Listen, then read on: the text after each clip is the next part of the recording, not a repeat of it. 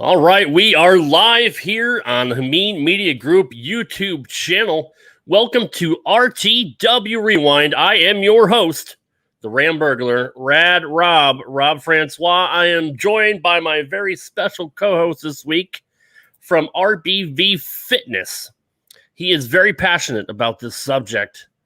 We're covering the evolution of fast food, and it was his idea. I'm letting all my guests pick my ideas.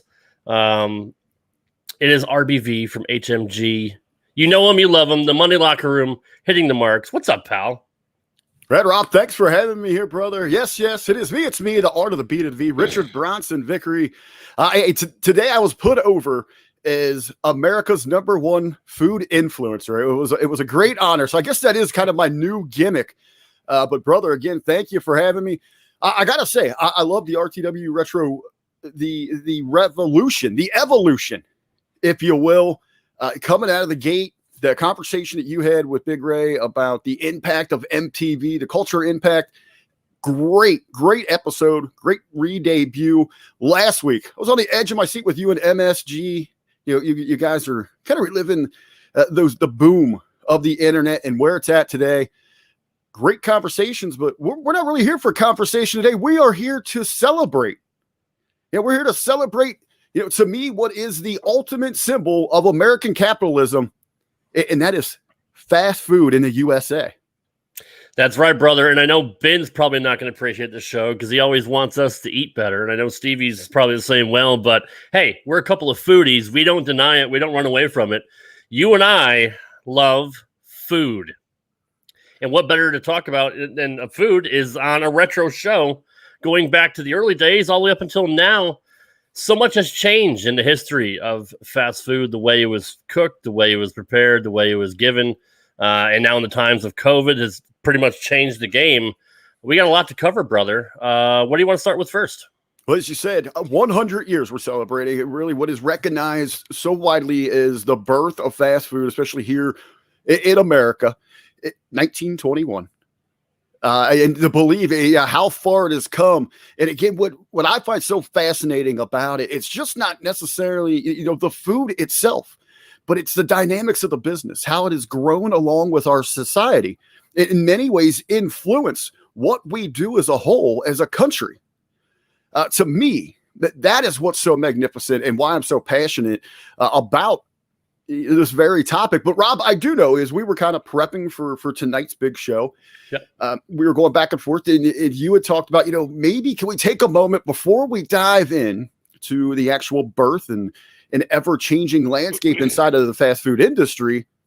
The #1 food that we think about when we talk about fast food is the hamburger. And you shared a little piece of potential history with me that your hometown where you're from, there is an establishment that claims to have invented the hamburger.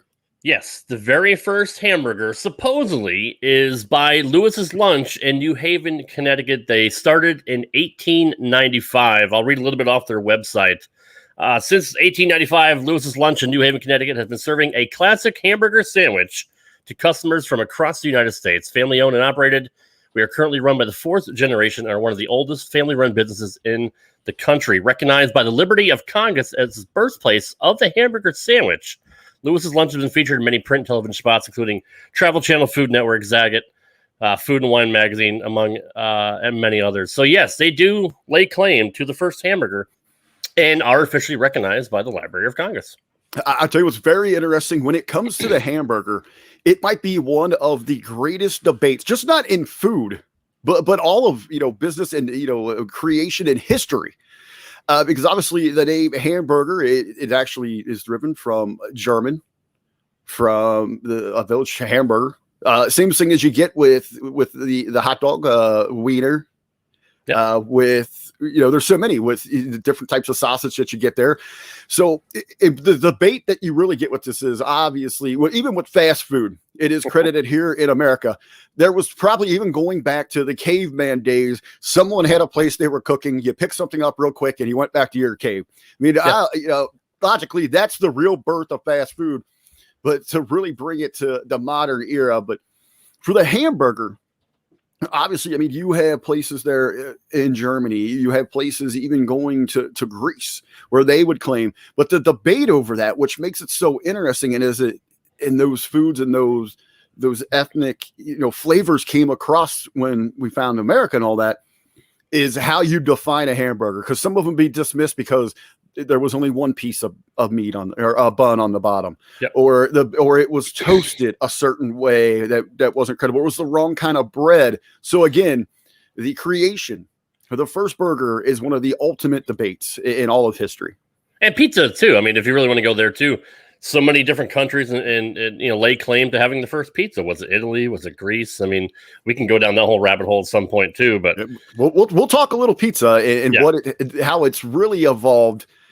And really, when you talk about those great food debates, pizza's got to be right up there, right? Absolutely.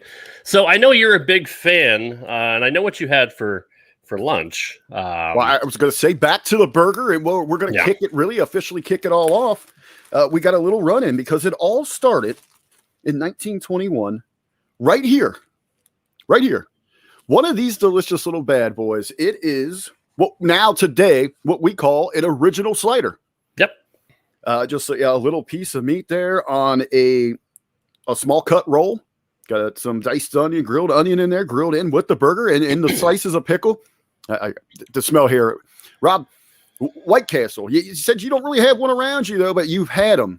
Your early experiences, your memories of White Castle. We didn't have any up north because I grew up in Connecticut in the Northeast. There was a place in Springfield, Mass. Called the White Hut, which was founded in the 30s or 40s, I believe, which had it was pretty much the same thing. I didn't officially have White Castle until I met my wife and went down to Tennessee. They had one about 5 minutes away.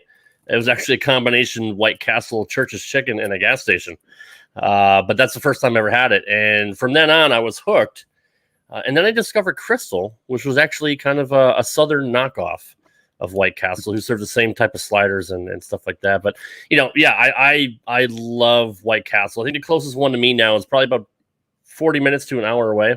So if I ever do get in the area, I make sure I stop by. But yeah, I didn't grow up on it, but I did develop a love for it later on in life. Well, I knew where you were going to go with that there because, going back to the beginning, White Castle, it's founded in Wichita, Kansas. And what's so unique here is we talk about how fast food would, it kind of mirrors what's happening in our society. Is you're at a point here where people are starting to be on the move a little bit more. Their patience is growing a little bit more thin. They need that quick service.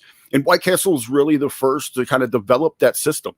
McDonald's, we're going to talk about them, their credit with the Speedy system, but they sampled damn near every element of that from what was already in place with White Castle. Yeah. And it's, that small slider patty. One of their biggest obstacles that they had to come over to find success, though, is at that time, there was a widely popular book and different reports that came out exposing the quality of meat and how it was handled in our country. And people were like terrified to go out and purchase this from unknown sources. If it wasn't the guy down the street actually doing this himself, anything that was mass produced, they were terrified of. So they had to overcome that obstacle. So that's really where you came up with the White Castle. White is clean. Yeah.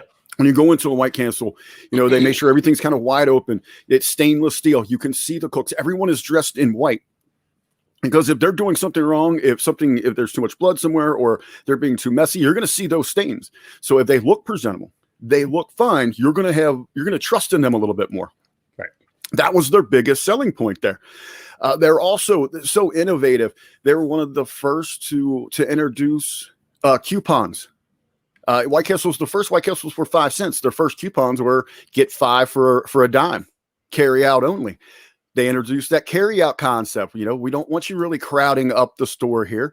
We're gonna put them in a sack for you. We got ciders in the slack. You're going home. There you go. I mean, the innovation that they introduced in creating this boom, this very foundation for this industry is incredible. And they saw great early success, so they were copycatted immediately. As you said, what'd you have? Crystal. You have a Crystals there. Crystals is still one of the surviving. Yep. That was it was a spinoff. You had White Knights, you had White Towers. anything that would kind of similar in, that people that were traveling around that had heard about these things were like, oh, that's got to be it.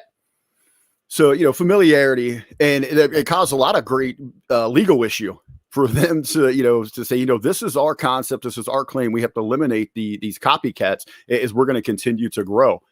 Early on as well, before we get to what we have seen as like the burger wars today with White Castle, with the sliders, you had the mini burgers out on the West Coast, popularity with the Big Boy, which was then dubbed the double deckers. Yep. They had great success, and they're still around today as they've franchised around. Big Boy here where I'm at is known as Frisch's Big Boy. If you head up north, where other places there on Lake Erie, if you go into Michigan, they have, I believe it's like the Iser Brothers or something along those lines, Big Boy, and they have variations of theirs, but they've had great success too over all these years. Yeah, we had a Big Boy in Springfield, Mass. It was called Abdow's Big Boy, but that was more of a like a diner style, like a Denny's. It was sit down restaurant. It wasn't really fast food. They were kind of that tweener there, where you had those fast food concepts, but they still wanted to maintain a lot of those sit down family environment meals. Yeah. And the Big Boys, they did regular. I believe they were under the same ownership chain at one point with the Shoney's, Ponderosa. Yeah. Things of that nature. But you mentioned the sit down. Well, when we look at fast food and you have those fine lines there, fast food was really born from the car hops. And it was when people wanted to get out and about. We're coming out of booms from these war periods where we're seeing these great, industrial growths and new inventions, and you got automobile booms where these are becoming more familiar, affordable objects for the everyday American family. They want to get out and about and socialize and show off these great newfound wealths that they have. And one of the great places to kind of congregate was at these car hops here.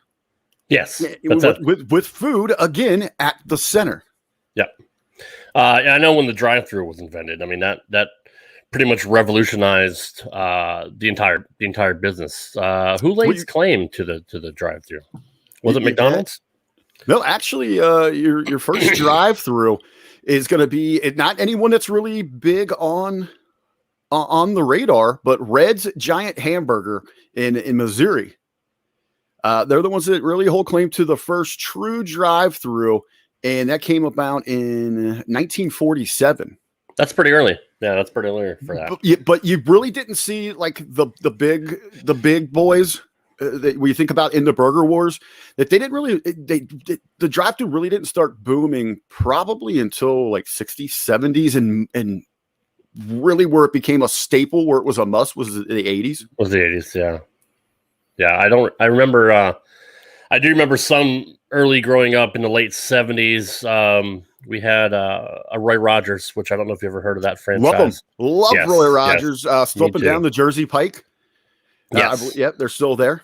Yep, they're big in the Northeast. So I remember that not having a drive-through. So not every restaurant at that time had a drive-through. But you're right. Probably about the mid to late 80s is when everybody started using that. But circling back, A&W actually lays claim to being the first chain of fast food restaurants, as they date back to 1919. But see, this is where people kind of manipulate information. It started out as a root beer stand, so it's not technically a restaurant, but that's where they started.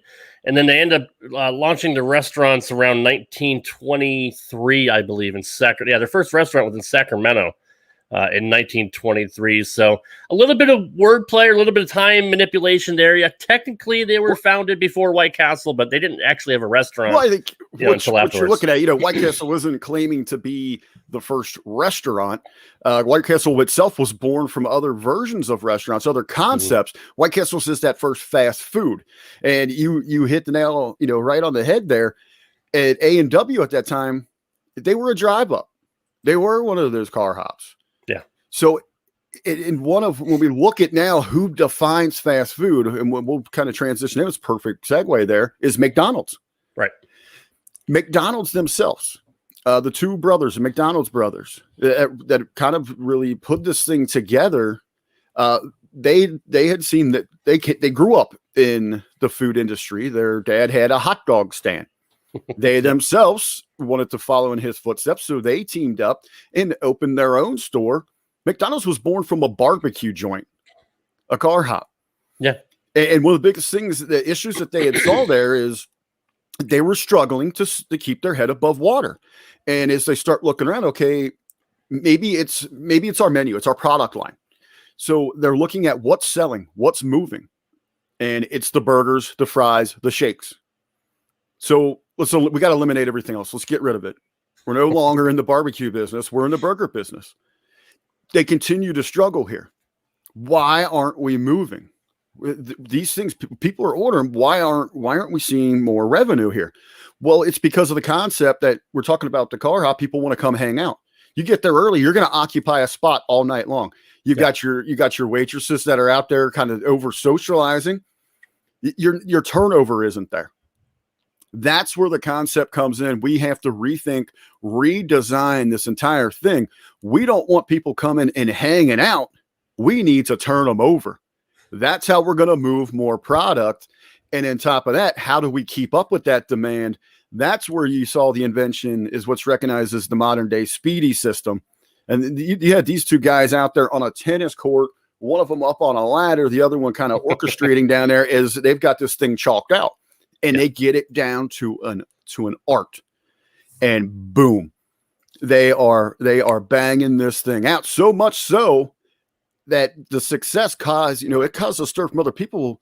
You know, two big names that actually went and studied McDonald's and what they were doing before they went out on their own: Burger King and Taco Bell. Yep, that's exactly right. I mean, you think about this, Rick.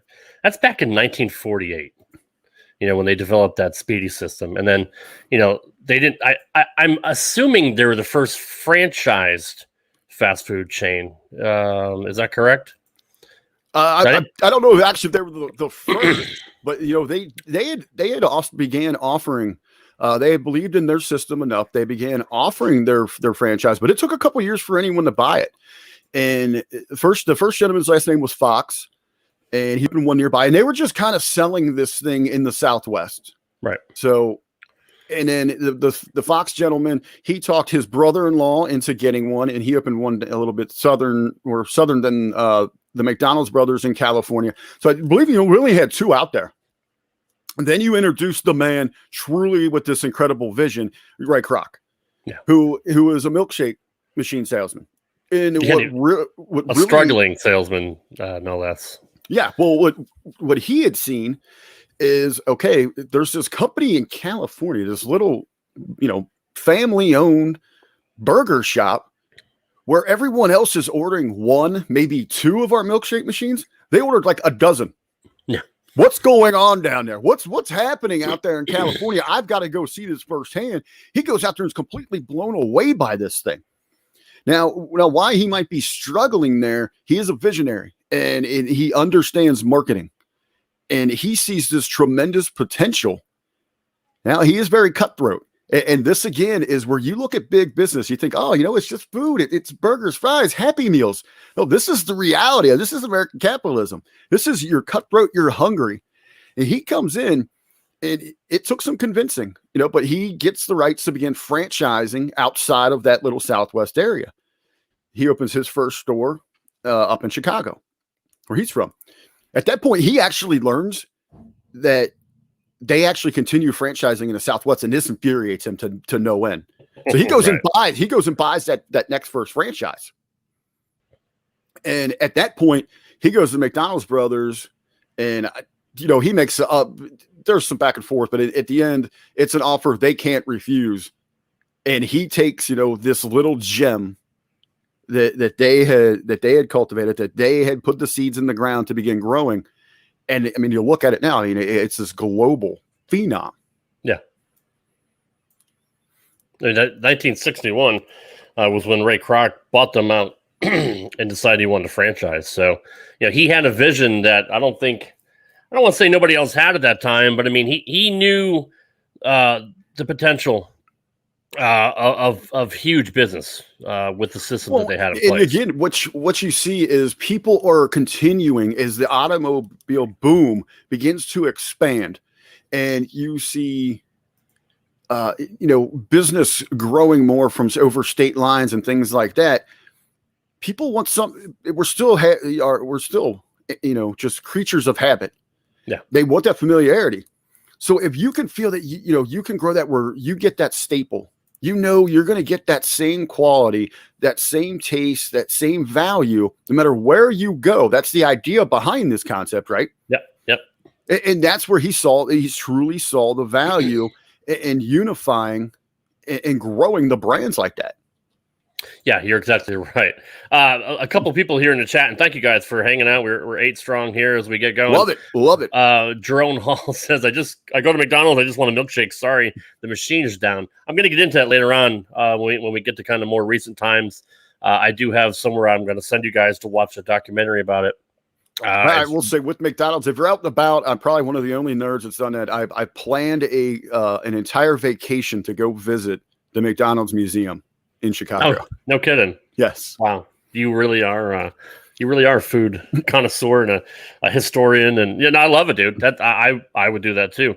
I didn't even know they had one, so that's to White Castle as well. There is a Cravers Hall of Fame. Are you serious? Really? Yeah, and they hold ceremonies in Columbus, Ohio. If you get nominated, they choose a handful a year or whenever their selection process happens, and you're invited to the ceremony at HQ, and you get to partake in all these events.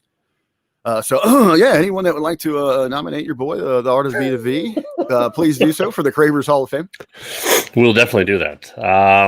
I do want to ask you a question. Would you consider donuts being fast food? Yeah, I think what's so great is we're going to begin now that we're beyond McDonald's and we're seeing what White Castle laid the foundation. McDonald's is now beginning to show you the growth, the possibility. You got all these amazing American entrepreneurs that see what's happening. But okay, you've already got someone that's cornered this market here. Outside, we're going to jump into Burger King here, but you have these others. Okay, but we can't go. We can't lock. We're both brands. We can't go, locking horns with McDonald's. What flavors can we bring? And one of those absolutely is your breakfast. And what's better than breakfast and easier on the go than donuts and coffee? And I guess you want to talk Dunkin'. I certainly do, because that's, from my old stomping grounds, every mile and a half, you had a Dunkin' growing up in the Northeast. I mean, they were literally everywhere, like CVS and Walgreens. They just popped up in Dollar Generals now. They popped up all over the place. Dunkin' Donuts started franchising in 1955, but they were really born in 1950 in Quincy, Mass. I actually got to go to the original restaurant. It's not been restored. It's exactly the same way when they started, with the same interior, the same sign outside. It's a really cool thing to see something like that's old. Wow, that is very cool. Now, while their donuts aren't as good as they used to be, because I've heard that they don't bake them on site anymore. But back in the day, I don't know if you remember the commercials in the 80s of the old donut guy. He used to wake up in the morning. Who doesn't? Yeah, time to make the donuts. Absolutely brilliant. He's up before everyone else, when some of us are just going to bed, if you're closing down the bars then. But yeah, it's time to make the donuts. And they are one of those ones that you recognize truly as those great advertising pieces. Because, you think, oh, it's donuts and coffee, but even in their packaging and how they utilize the express system and on the go, the drive-through, even today, everything is wrapped where it's nice and easy. You can still sit your coffee down, have have your hand on the wheel, and you can still access your sandwich. And I'll put them over. Outside of donuts, they have got tremendous breakfast sandwiches now. They really do. And while, again, this is me being nitpicky, their coffee is not as good as it used to be since they switched over to flavor shots and swirls and shit like that. They used to have, which you can still buy. They used to have flavored coffee beans. And used to grind them fresh, and that was where you got your French vanilla and hazelnut and all that. Sometimes when you over complex yourself, you really sacrifice the quality of what made you such a success. That's exactly right. Because in my opinion, they had the best coffee growing up, in the 70s, 80s, and 90s until they kind of, I don't know if they want to save money or if they want to attract a different audience by having different flavors that you couldn't normally get out of a bean. I don't know what the reason for it was, but obviously they taste processed. There's an aftertaste in some of them. I was kind of turned off on it. Some of them I like, some of them I don't. But the French vanilla coffee you get now wasn't the same that I grew up on in the 80s and 90s, where I lived on it. I mean, that's all I drank as a teenager and as early 20s is Dunkin' Donuts coffee. It was a staple, and I smoked back then too. So coffee and cigarettes was that's hand in hand. That's what you do every morning. Yeah. Hand in hand. I think, a lot of that, it's across the board, is a lot of these fast food restaurants got away from what made them such a success is one, they felt pressure from more of your trendier style quick service shops. Yeah. Yeah. So obviously, a game changer across the board when it came to coffee, when you introduced Starbucks. And a lot of times you believe, if you're paying a higher price, it's got to be premium.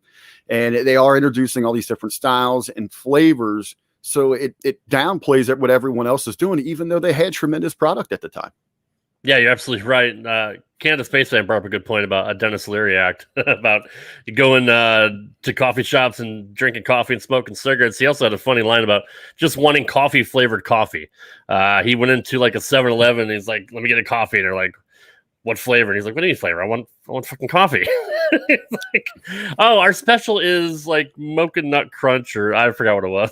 It's just that's Starbucks is probably the leader of that with their frappuccinos and all their different espressos and.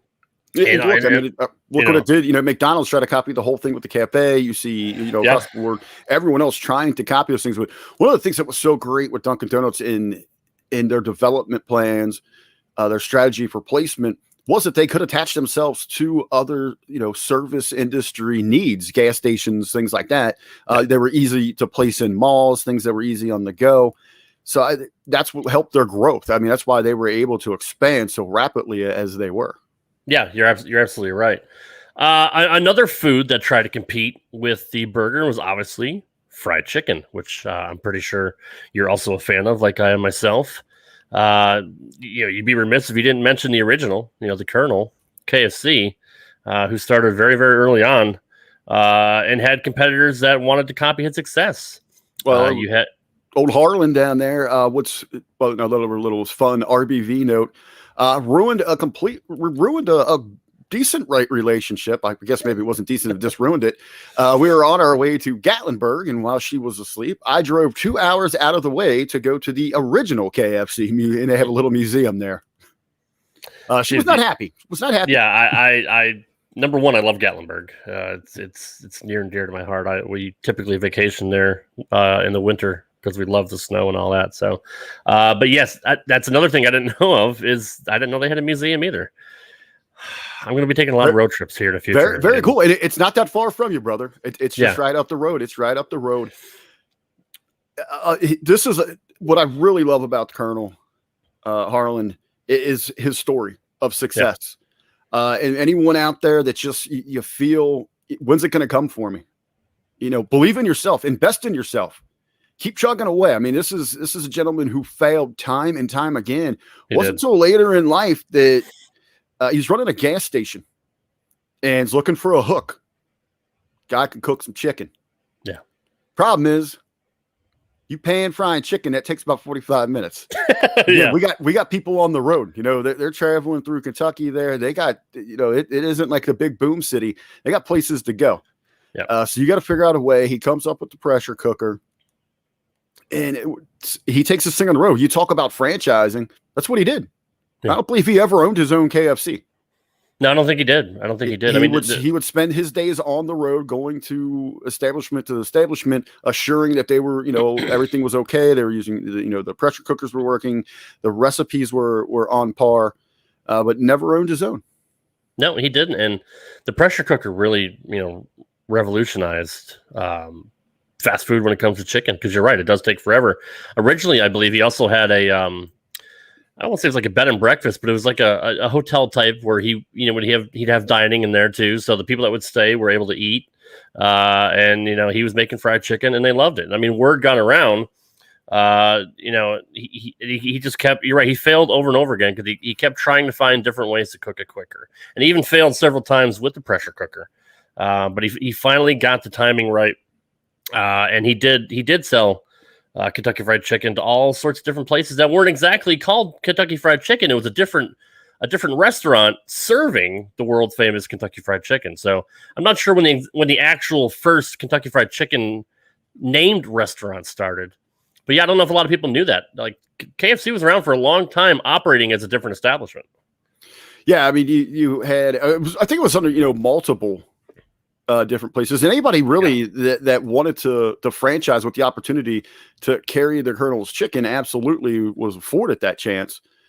I wish I would have known this one. This one kind of gets me forgive me out there on this one. It might not have been until, really he sold out. Yeah. And sold that to, they said, okay, now we're going to bring these under the same umbrella and make sure it's all uniform. Yeah, 1964, Harlan Sanders sold his KFC franchise business to John Brown and Jack Massey, but remained a spokesman for the company.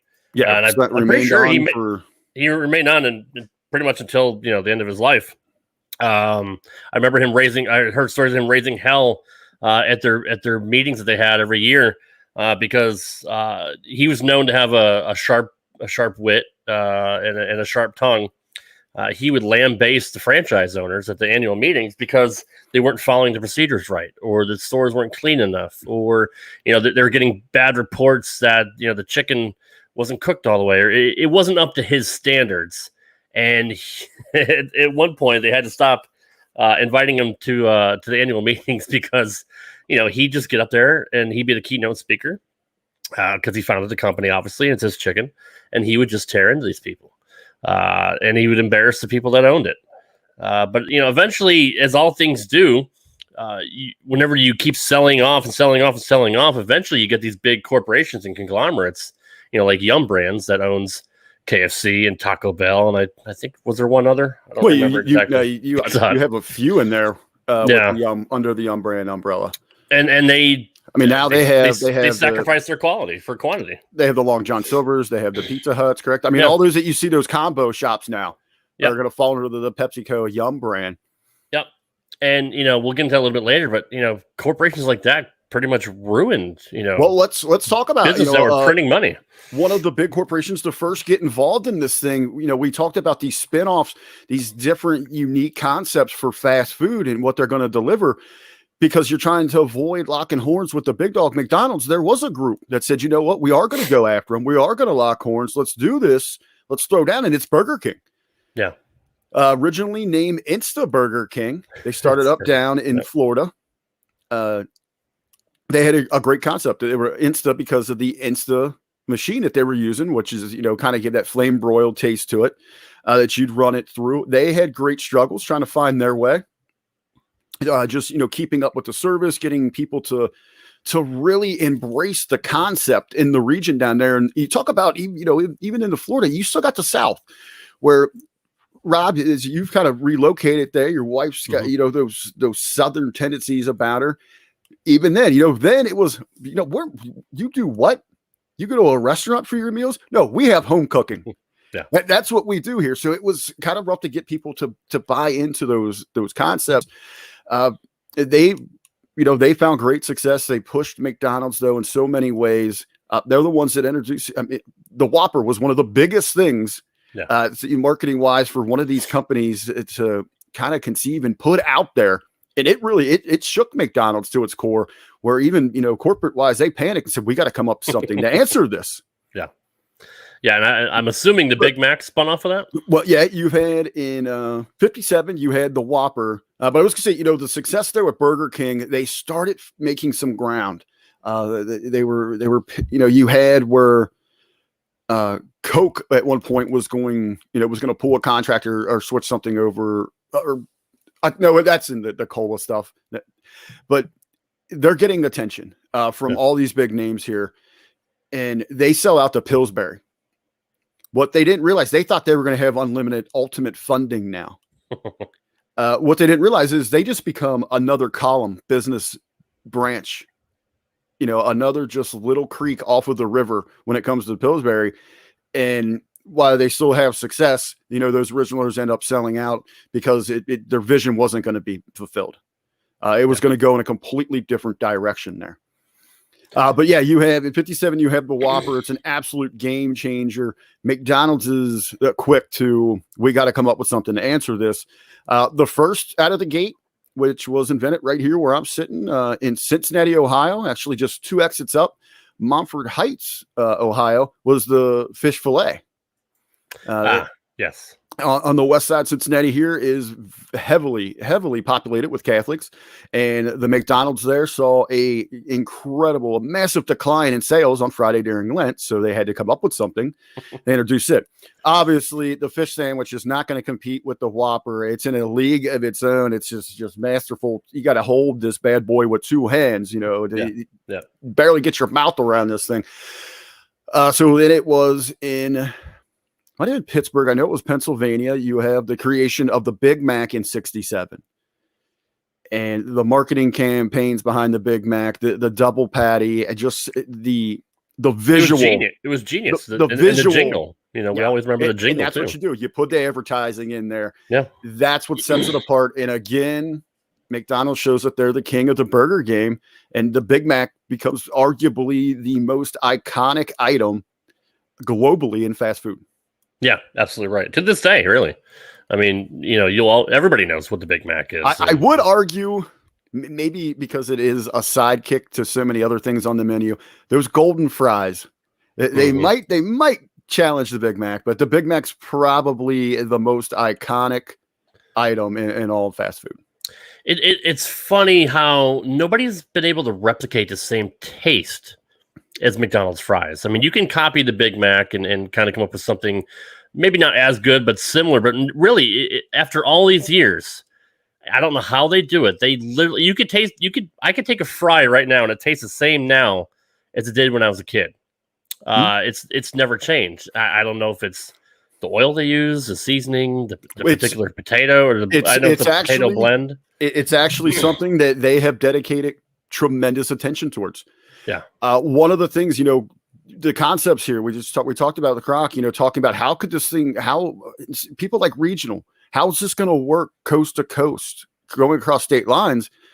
It's that you have to have everything uniformed. And back then it was such an out of this world concept. Well, how are we going to do that? Because you had local vendors supplying. So you had different flavors, even though you had the same basic concept. You're going to be off a little bit. Sure. And it was something that drove Kroc absolutely insane.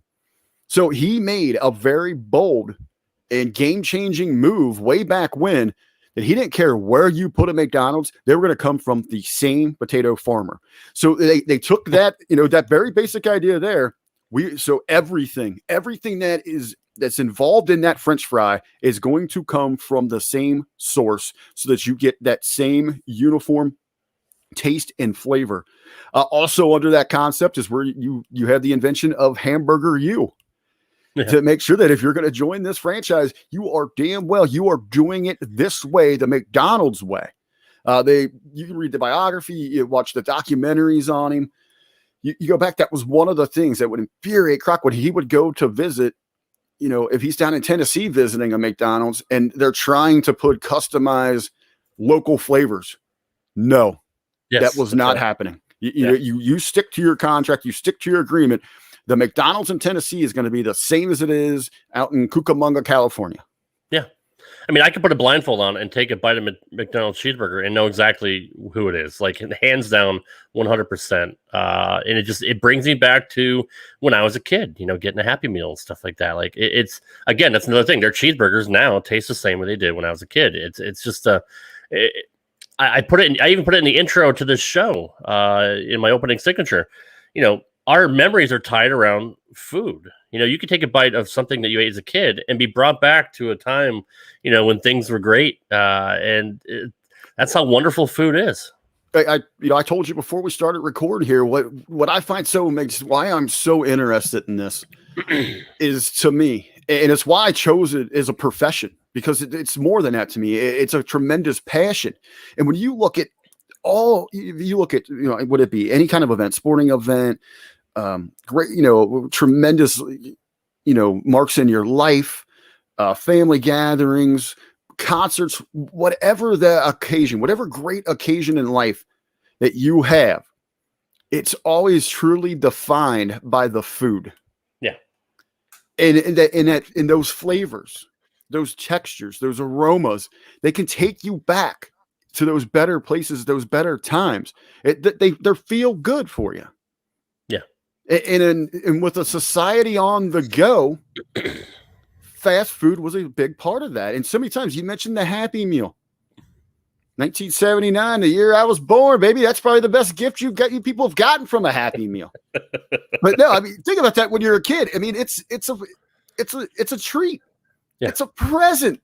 Yeah. Not only are you getting that food, it's not mom in the kitchen or grandma in the kitchen or whoever it might have been, slaving away in that, that grocery store, bought, blah, blah, blah, eat your vegetables, meatloaf Monday, whatever the case might be. It was a treat to go out, get yourself a hamburger, chicken nuggets, those delicious, crispy, golden, salted fries. And then you got, it came in a cool box, a cool bag, and then you got a toy with it. You got something to take home. You got that souvenir. And now I get to share that with my 3-year-old, who we get her Happy Meal, and the first one she opened up, she goes, "Oh, fries," and she loves hamburger and fries. Like if she could eat fries every day, she'd be a happy kid. And then she sees the toy, she goes, "They gave me a present." Like she had no clue, but like that first time that she got it, it was just it brought me back, man. I'm like, that's what America was all about. Well, I think that's a game changer for McDonald's. The introduction of the Happy Meal, especially on a level that they're competing at. You got to look in 1979, there are right around 60,000 fast food outlets covering the U.S. Mm-hmm. As people are traveling, they're on the go. Who's your target here? That screaming kid in the back seat. Yeah. Where are they going to want to go? Because they're being catered to. It's a special place for them. You're going to get McDonald's. It was another win here for the juggernaut inside the fast food wars. Yeah, you're exactly right. And circling back to Burger King, I actually worked for them for several years through high school. And dude, you want to talk about one of the best jobs ever? Getting to make free food. That's and all the different things you can come up with there. We kind of experimented with all kinds of different things, even before the double and triple Whopper came out, we were doing it ourselves, or, we had I don't know if you remember I'm not going to sit here and believe one bit that you've ever indulged in a triple Whopper. No, you couldn't. No, you couldn't tell me looking at me. I don't know if you remember the international chicken sandwiches that Burger King had. They had a French chicken, an American chicken, and an Italian chicken. Dude, yep. We had a field day just experimenting with those too. We put those on we made broiled chicken out of that with the BK broilers, which I think that's not even an item anymore. But we take chicken tenders and wrap them up in cheese and dip them in mayo. I mean, like, dude, having food around you all the time as a guy who loves food, that's kind of how I got my girlish figure. But I loved working there, and we had such a great team, and we had a lot of fun. When you have a good team, like we do here at Hamin, it makes everything that much more fun. It was one of my favorite jobs that I ever had. The managers were on point. Everything ran, like a tight ship. But we did our job. We worked hard, but we still had fun. And man, I really, really loved working at Burger King. It's just great memories, man. I can still smell the grease on my uniform when I brought it home every night. Oh, it comes home with you. And I will say, you want to talk about, and I don't want to get into a debate, of what hourly wage is appropriate for fast food in this day and age. But until you get back there, especially in a lunch or dinner rush, and have to experience that, you talk about some high pressure, some high performance. Yeah. High demand. There's a lot that goes into it. So it's one of those things you've experienced. It's really hard to appreciate, but it's one of those as well too, on that flip, not saying that everyone approaches it that way. It's something like in any walk of life, you got to take pride in it. Yeah. And we did. I mean, especially myself, I worked my up from a crewmate all the way to a shift manager. I mean, that's how much I loved working there and how dedicated I was to it. But, even as a shift manager in I think it was 97, 98, I was making $6.50 an hour. So yeah, I mean, even as a manager, we weren't getting paid a lot, but minimum wage was also $4.27 at that time.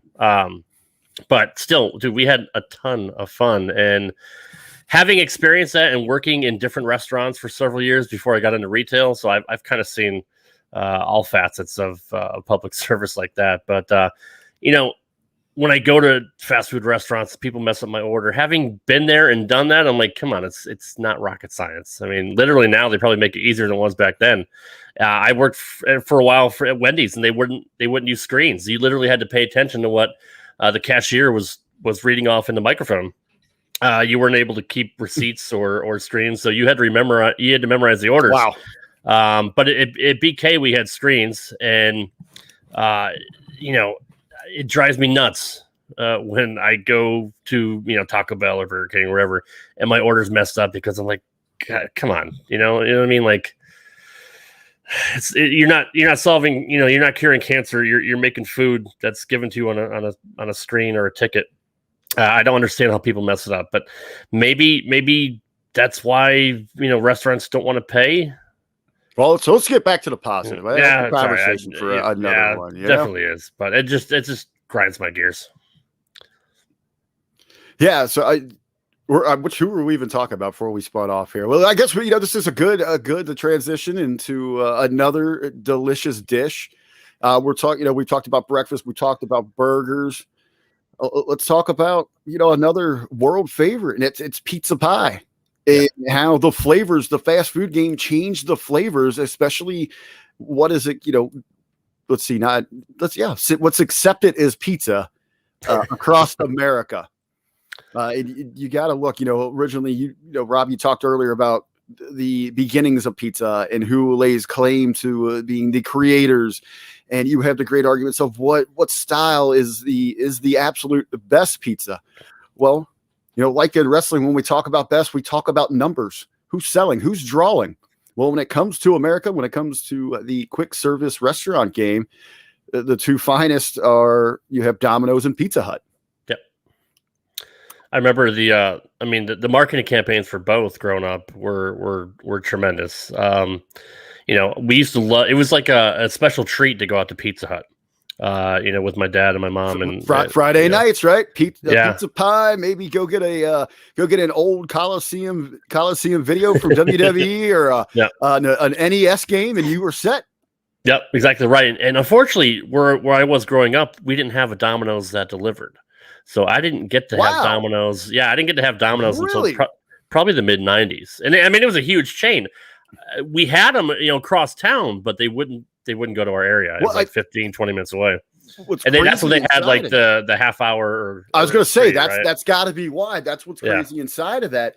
But going back to the humble beginnings of each of those chains, you have two sets of brothers in each case. They start with minimal investment money. I think with the Pizza Hut guys, they borrowed like $600 from their mom, and they went and just got this ran down place. Again, we're creating history, or White Castle started Wichita, Kansas. This is the birthplace of Pizza Hut. And they had never even had pizza.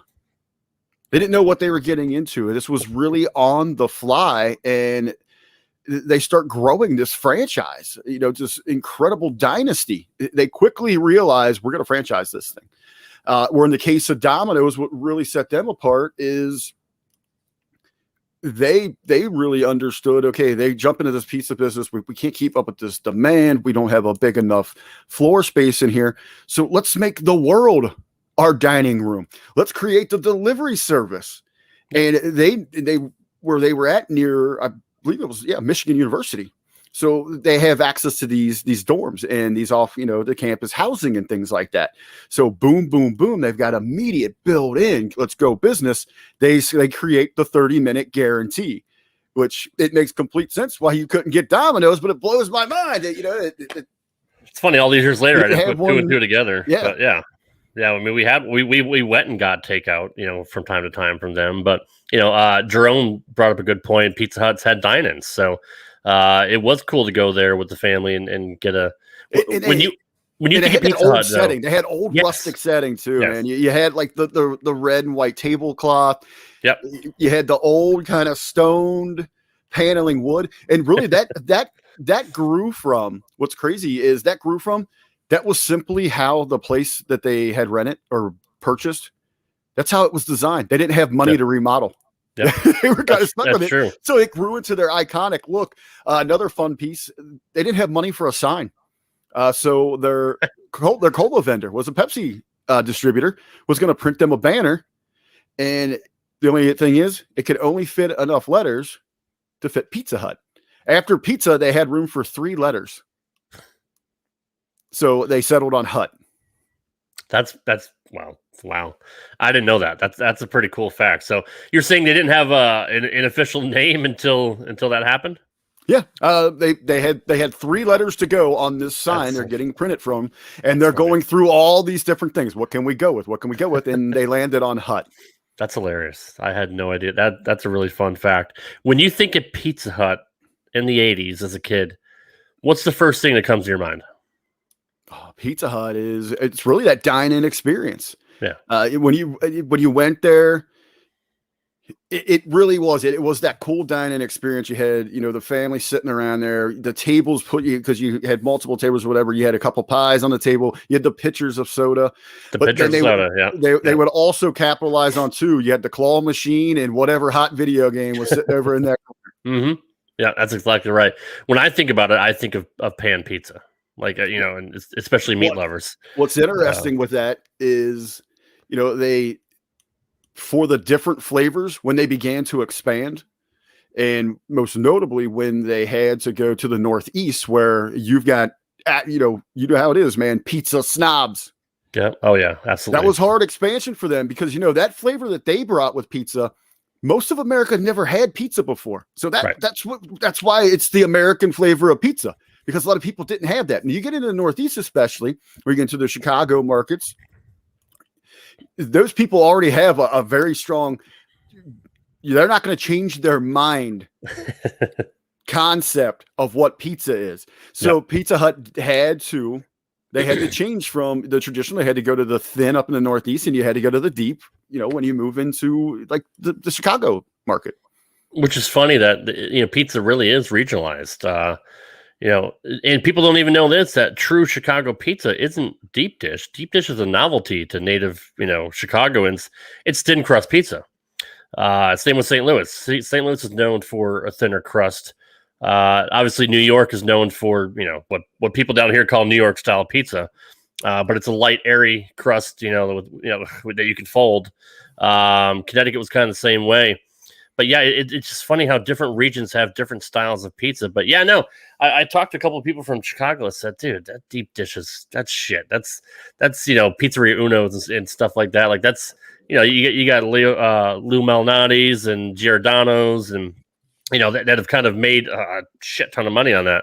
But true Chicago pizza is actually a thinner crust. At one point, Pizza Hut had offered a significant offer on the table to purchase Domino's, and they had turned them down for it. I didn't know that. And actually, the brothers at Domino, they had ended up splitting. They had split up. They couldn't see eye to eye on it. So the one brother stuck with it, and he wasn't going to give up on his passion. He was very successful. He was franchising at the time, but he was still living in a trailer. Wow.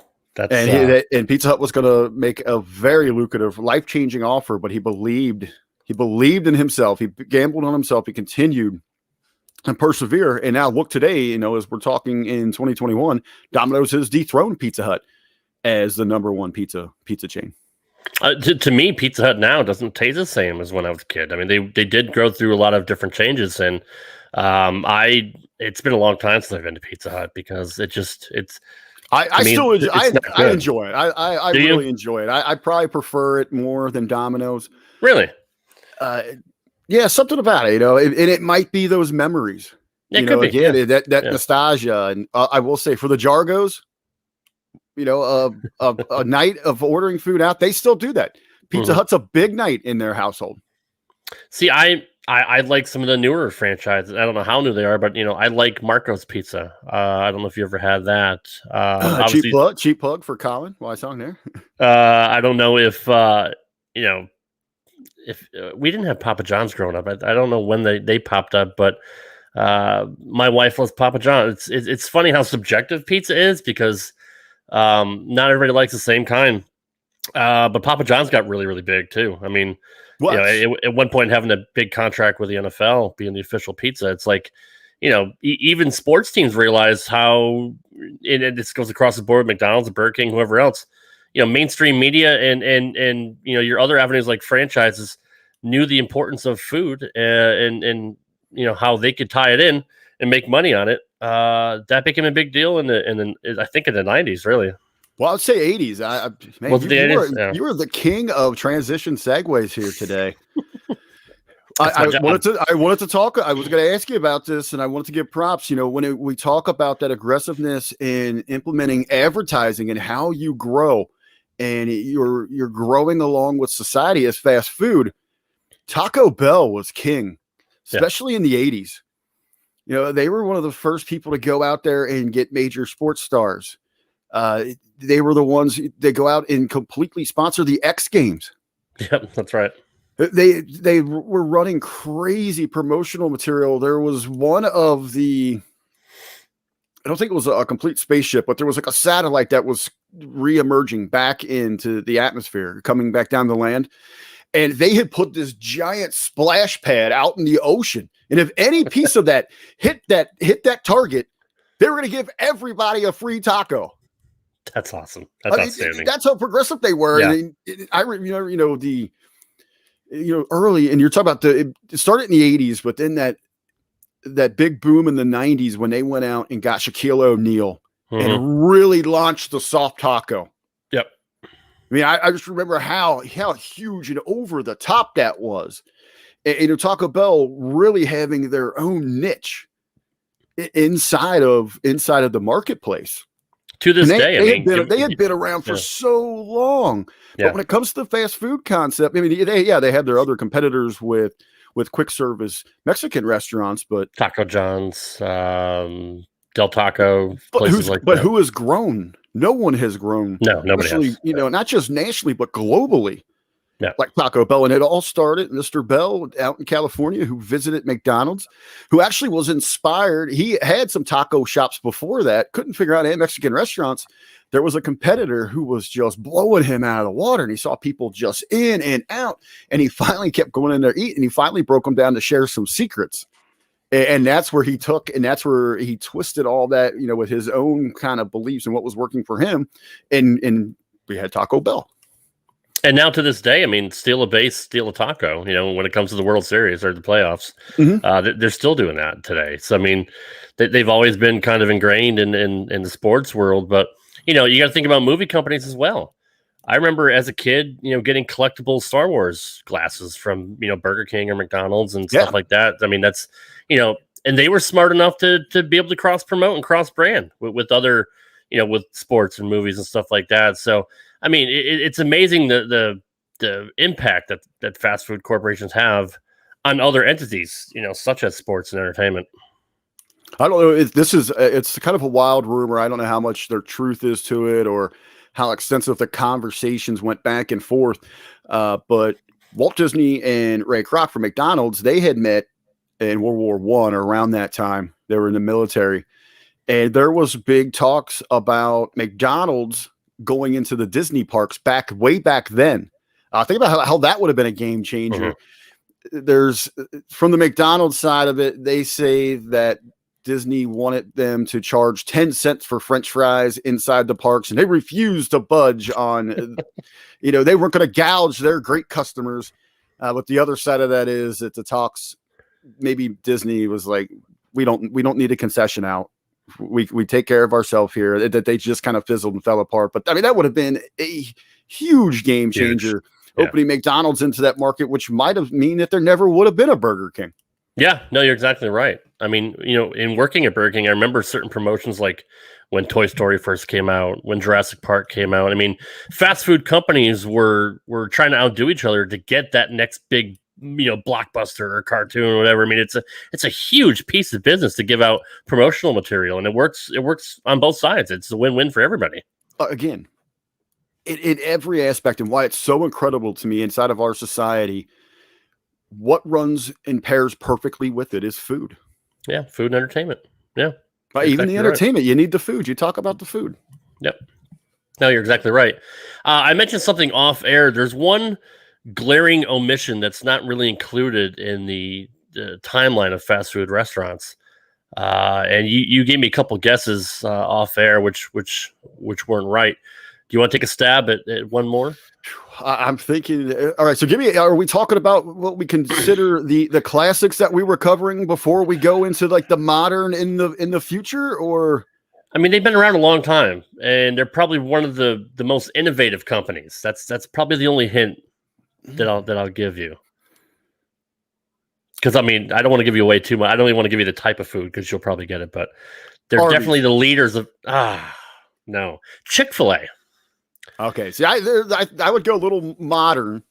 With but them, they were founded in 1946, and I know they operated mostly in shopping malls, like in food courts. They were known as the food court company, like Sbarro and places like that for a long time. Yep. Eventually branching out into their fast food restaurant, their brick and mortars, but they've been around since 1946. And you look at pretty much, you can Google fast food timeline. I pulled up 4 or 5 that didn't include them at all. And you have to think about one of the most innovative companies that there is. We can segue to modern times. They have done a tremendous job improving their speed of service. You want to talk about an efficient operation, and it's Chick-fil-A. And it's mostly been a southern chain for many, many years that has recently expanded out to the entire country lately. I remember friends back home in Connecticut getting a Chick-fil-A about 4 or 5 years ago, and it's wrapped around the building. I mean, even down here in Middle Tennessee, there's never a time of day where they're not wrapped around the building. And they have a very interesting business model when it comes to their franchises now. They typically only allow 1 or 2 restaurants in a particular area. They don't let them become saturated like a McDonald's, like a Burger King, and places like Sonic or places like that. It's going to be special. There's going to be 1 or 2 in a region or in a state. And that's how they kind of keep the demand high. Well, there's not an overabundance of supply, but dude, they have made ridiculous changes since COVID.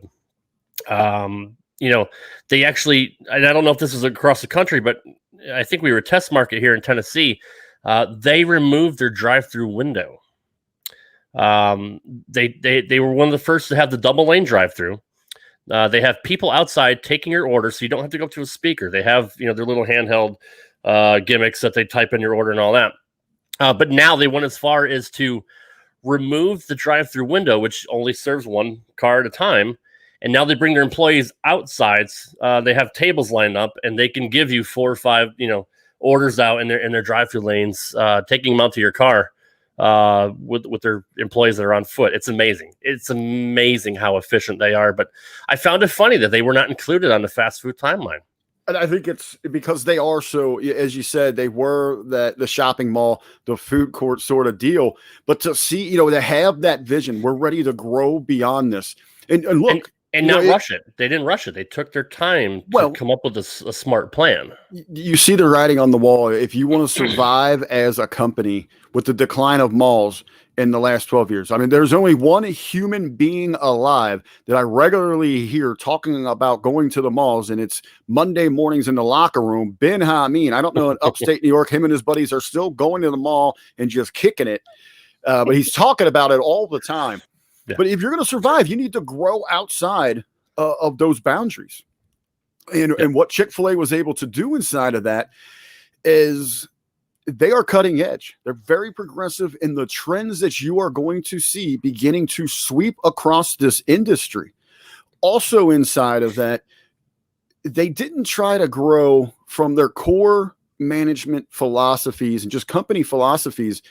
They didn't try to grow and expand on those ultimate beliefs. I saw, they're in the chat talking about not open on Sundays.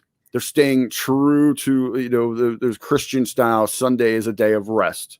Yeah. Those kinds of beliefs, even inside of their menu structure, where you see so many. McDonald's is so guilty of this, where they're trying to get into gourmet burgers or too many menu items. Yeah. Stick to your niche. Yep. Chick-fil-A knows exactly what they are, and chicken, and they're going to perfect that for you, to the best of their ability. They're going to perfect that. And it's one of the best chicken sandwiches you'll ever have. Well, it's so good, and they're so good at it that you have everyone else is trying to create this chicken war that we've seen over, kind of resurfacing over the last couple years. So, and yeah, you're exactly right, Rob. The innovation is absolutely incredible. It's strategic to create demand by, by positioning where your locations are at. Yep. It's not like you go outside, turn in any direction, throw a rock, you're going to hit a McDonald's. Yeah.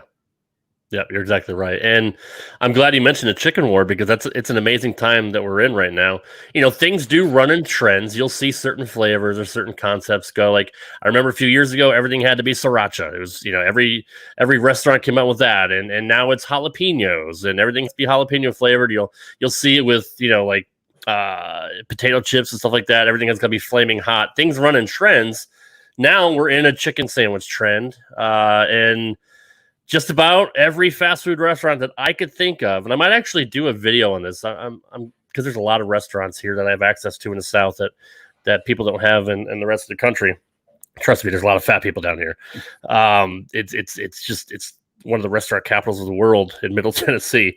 But I have access to Sonic, Burger King, McDonald's, KFC. Taco Bell was actually a test market here. They were trying a chicken sandwich taco.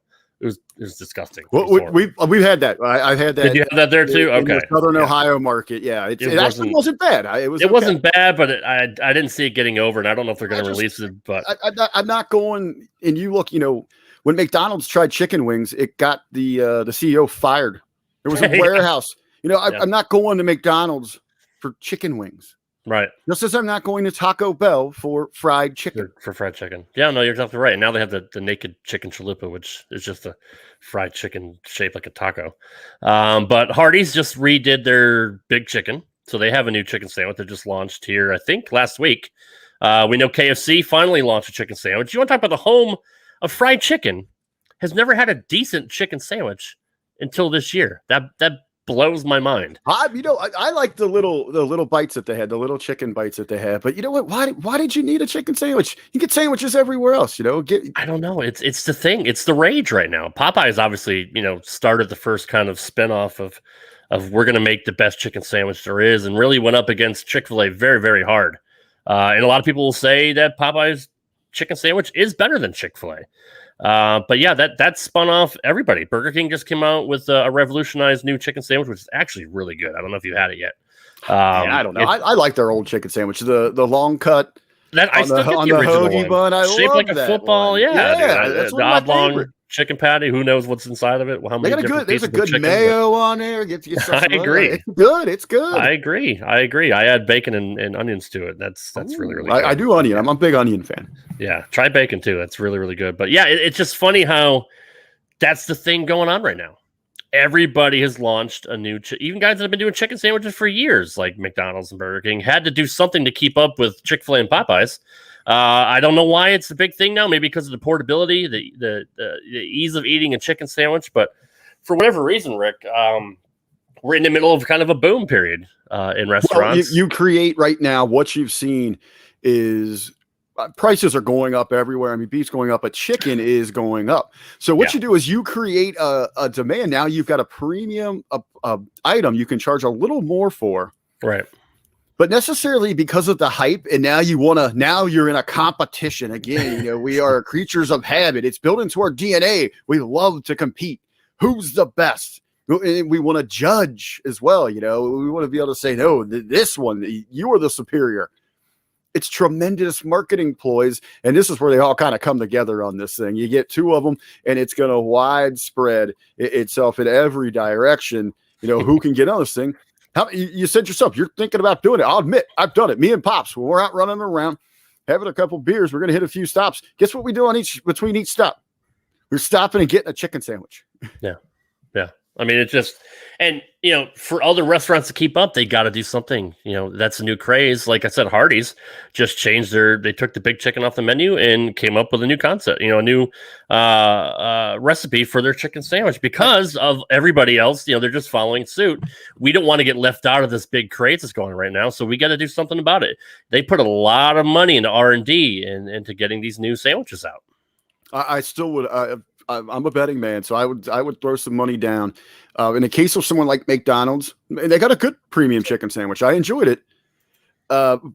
But I'm going to bet you the McChicken still beats the crap out of it when it comes to sales at the end of the year. Just because I agree. I love McChicken. It's cheap and it's good to go. It really is. They didn't have to change anything. They're McDonald's. I could get like I don't know why they had to compete. I mean, McDonald's is McDonald's. I can get like 4 McChickens. Yeah. For the price of one of those other ones. And I didn't hate their new chicken, but I didn't think it was as good as the other ones that are out there. I was kind of unimpressed with the fact that it's a marketing ploy. Now you got a premium because chicken sales are going up. But now, even the cost of your regular food's going up too. I mean, there are no value like you see the picture behind us. Like there are no value meals anymore. I mean, it used to be a thing to get a combo. All right, I'm going to get a sandwich, a hamburger, a fry, and a drink, whatever, for $5. Now it's $9. Some places are $10 with tax. I mean, it's ridiculous how the price of food in general has gone up compared to what we grew up with. And I mean, I don't want to talk inflation and stuff like that, but what is the reason for the fact that anywhere you go, you're not going to pay under $10 typically, unless you get like the 4 for $4 and the 5 for $5 and the special gimmick deals they have. And yeah, you are seeing where you start to see the value meals. They start to take shape in the 70s and then 80s. It was across the board, and Wendy's gets a lot of credit as being the first ones. Yep. For creating that value meal. Well, we're growing up. Remember, it's hard said. Everything on that value meal is under $1. So junior bacon cheeseburger, biggie fries, to the point they were chili. Called dollar, in our mind they're dollar menus, but value is, you're supposed to be packaging things. I tell my clients, they say, well, we need specials. Stop saying special, because when you use the term special, you're stapling discounts and, less monies that are being exchanged. We need features. We're not going to mention price. We're going to hype this thing up that, it's going to be so mouthwatering, so savory that they're going to be clamoring for this thing. They're going to be kicking down the doors, lining up. I mean, features. That's what they're moving towards here. And again, as we look at the trends, Chick-fil-A, such a tremendous leader inside of the industry. We're going to start seeing a lot more of what they're doing implemented across the board, and even further expansion than that. We're talking about, especially during COVID, what we're learning here. You're going to see going away is the dining area, which is kind of full circle, because when they were car hops, they didn't have the indoor seating. You're going to see those starting to fade away, and you're going to see again a lot more curbside pickup. Express lanes is what I'm seeing. Taco Bell right now is pretty aggressive in testing these things, where it's just like at the amusement park. You order on the app and you have a speedy pass. So there's a lane directly for you if you're inside the app ordering, that you go right up to, no matter where you're at. We see them at McDonald's, Chick-fil-A's, especially. They're around the building. They're blocking traffic. There will be a special entrance for you to get to a speedy lane so that you're in and out. Same as that we're seeing at amusement parks. Well, that's what I do at McDonald's is, I order on their app and I do the curbside. Both lanes of drive-thru are wrapped around. I drive around everybody and park in one of the 3 special lanes, and they bring it out to me. I don't have to talk to anybody. I just get my food and go. I don't have to wait 10, 15 minutes in line, because their drive-thrus, for whatever reason, even if they run 2 windows, are still slow. Like you think in a company that innovated speed of service, you'd think they'd still be implementing some of those practices today, because you can wait in drive-through lanes for quite a while, but curbside, boom, pull in, get it, and go. It's that easy. Well, it's to encourage people to use those alternatives as well. When we go from the speedy system, we're going to go to the extra speedy system. And again, you might start to see menus beginning to shrink for certain companies where they really worry about their niche and they know what they can deliver. What's going to be the most flavorful, the most consistent, the most value for the consumer. They're going to be relying more. We see the widespread of how many times we say this growing up, especially, when we started hanging in bars, like, man, I wish we could just order some McDonald's right now and see all you could do pizza and Chinese back then. How many times did you hear someone say, what $1 million idea that would be? And now here we are, where you've got Uber Eats, you've got DoorDash, you've got, who else do we got? Grubhub. You got all these delivery services available to you. I sent you a picture today, getting ready.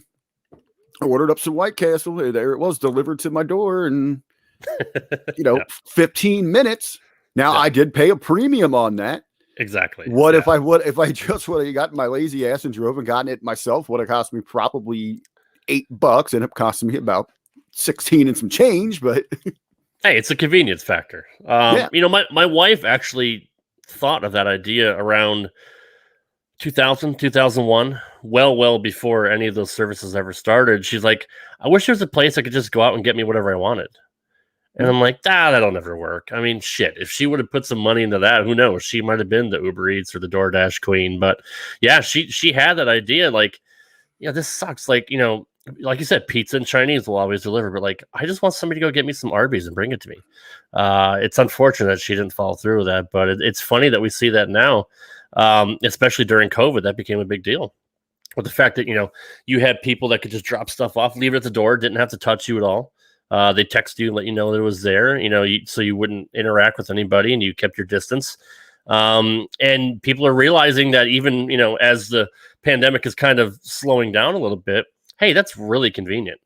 Like now I'm not worried about getting sick. I just, like you said, I don't want to go out and go pick it up. You know, I'm just going to have them bring it to me. So I see that being the standard bearer going forward. Well, and yeah, it's going to be about the, you know, different methods of service, right from ordering. And that's, you know, to jump back into that, I mean, just how the preparation, seeing technology now inside of the restaurant, because if they can get us more dependent on using the internet, using apps through our phones to communicate, to use that language with computer operated machinery behind the scenes, you've got that direct connection. There's so, you know, you're shrinking that room for human error. Yeah, I mean, and that's right. And you know, for me, just as a convenience factor, so I don't have to go up and talk to anybody. I just use the app.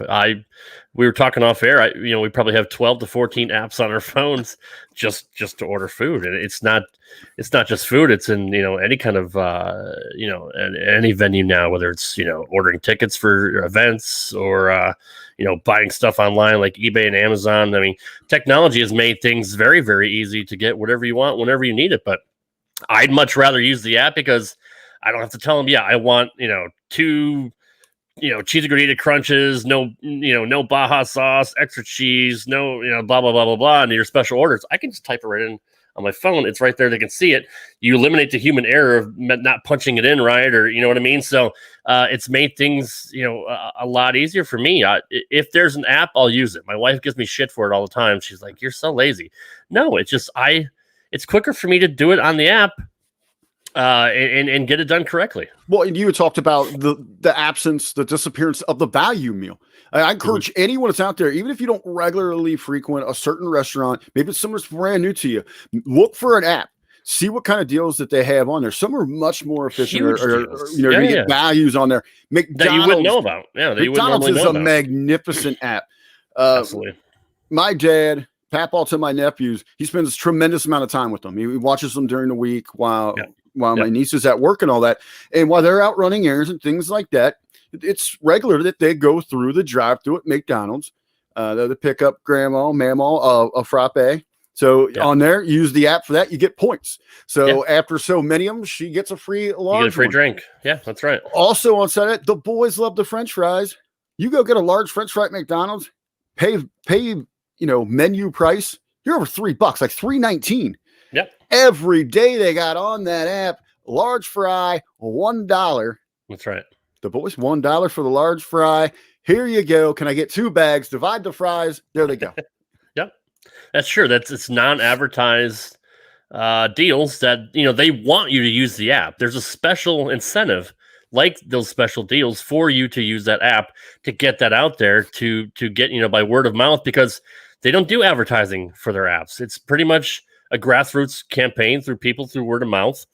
Hey, check this out. Wendy's has a reward system. You know, sign up for free like that. You know, you rack up so many points in Wendy's, you get a free Baconator. You know, they have different menu items that you can get just by the reward system. And a lot of restaurants are doing that. So yeah, I mean, even Burger King has special deals, you know, like 2 Whoppers, 2 fries, 2 drinks for $4 that you wouldn't know about because it's not on the menu. But using their app, you find out their special deals. It's genius market, you know, without having to market and spend any money on it. It's really smart, in my opinion. Well, you look at, you know, it's something like I want to say like right now it's like 73% of Americans have a smartphone. Right. And that's not gonna decline with, the ever evolving, trends in society, with the youth, younger and younger getting their phones. That's going to skyrocket. And they are going to heavily rely on that technology to implement that into their ordering systems. And it also allows them as well, not just in the ordering. Now they have got a firsthand footprint of you individually as a consumer. They know all of your habits about what you're going to tie together, your eating habits, the times of days, the styles of food that you eat, the toppings, whatever that case might be. That is going to become an ultimate identity of who you are as a consumer. And it was going to enter a database. And again, that next phase, the evolution, there, as soon as you get close to a near whatever it might be, a McDonald's, a Taco Bell, it's going to be alerting you. Hey, Rob. It's been 27 days and 2 hours since you had a Big Mac. I mean, that's the point we're going to get to. Yeah, no, I agree. I mean, Taco Bell pops up every night like, hey, you hungry? And here's our deal today. Like, how the hell do you know I was hungry? I guarantee you and I talking out loud right now, we were having this, our phones are still picking us up. We are going to get advertisements out the rear end for the next 24 hours for all of these delicious foods that we were talking about. I think was it McDonald's that got in trouble? Was it in the 90s that they had tried to buy into then the introduction of the dashboard navigation units that would purposely take people by as many McDonald's as it could? I heard about that. Yes. Yeah. I don't know if that was true, but I did hear that. I don't know if there's any truth to it, but that was one of those, huge rumors that instead of the direct route, it would like take you by 3 McDonald's. So by the time you got to that third one, it's like, you know what? Man, I could use a quarter pounder in front. Yeah, right. Yeah. It's funny that you mentioned that. With the advent of technology, and you're right, it's really free market research. Like all you do is they paid for the initial development of the app. I don't know what their overhead is to keeping it up or updating it. I'm sure they have a tech company that takes care of that, but that literally is pretty much free market research to know what people are ordering in this area. It's not free. It's not free. They're paying free. I mean, I'm sure they are, but you know what I mean? Like premium penny, but yeah, but you know what? What's the value to the company? I mean, it's immeasurable. It's tremendous. As we said, even right now, you probably use it as well. I do. You go to a certain app, it memorizes your last few orders. And we're creatures of habit, so it's not like we're going to get crazy out of the realm. You probably get to one or 2 or 3 different variations of orders when you go somewhere. Yeah, or Taco Bell has you favorite certain items, so you can order them, again easily. Right. Yeah, so they know what you want. Everybody knows. I mean, your phone. Everybody knows what you do, what you want, what your habits are. And it's funny with the advertisements. My wife actually, we passed something on vacation in Panama City. It was like a car dealership. No, it wasn't a car. I forgot what it was, but she had mentioned it out loud. And never typed it in, never Google searched it, never did any of that. The second she pulled up Facebook, there was an advertisement for that place. Yeah, it's our phones are always talking. They have their own language. Yeah, you get these apps when it's asking you can allow to your photos and your camera. It wants your speaker. That's what it wants. Yeah. And as we were talking about the future, I tell you what's amazing to me, and I'm seeing this firsthand. I'm beginning to grow my client Rolodex here. Is food trucks. And when we talk about quick service restaurant style food, man, it is incredible to see the boom and the demand and the financials that are attached to these food trucks. It's huge. I mean, you'll see them they'll have special events, in the parks, or certain businesses will bring them in for lunch, one time for a particular month, or concerts in the park, whatever. You'll have a whole bunch of food anywhere. trucks there. They go anywhere. To office complexes, hospitals, schools, sporting events. It's so easy. And for the most part, they still are niche. Everyone kind of has their specialty flavors, and it's, I don't see it as being one of those just stylish trends. I think what people as we continue to be a society on the go, we want something right there, readily available. That's the future there. I guess someone's talking about Miz Mrs. Dad has a food truck. He's gotten into the food trucks. He's had great success, in one of the genres we didn't touch on. He owns Mr. Heroes. They are sub shops up in Northern Ohio. The Mrs. Dad has a few of those things. It's a pretty solid franchise they've got up there. Of course, much like Dunkin' Donuts, which was very streamlined. It could go in gas stations. It could go in malls. It could go anywhere. Small Subway with a boom. At one point that they had the most units in the world for fast food. Jimmy John's, Jersey Mike's. There's some great chains out there when it comes to that cold cut deli sandwich. One of my actual favorite foods. Yeah, same here. A big chain we had in Northeast was called D'Angelo's, which to this day it's still the best steak and cheese sandwich I ever had. Sorry, people in Philly. It's kind of a novelty in Philly, but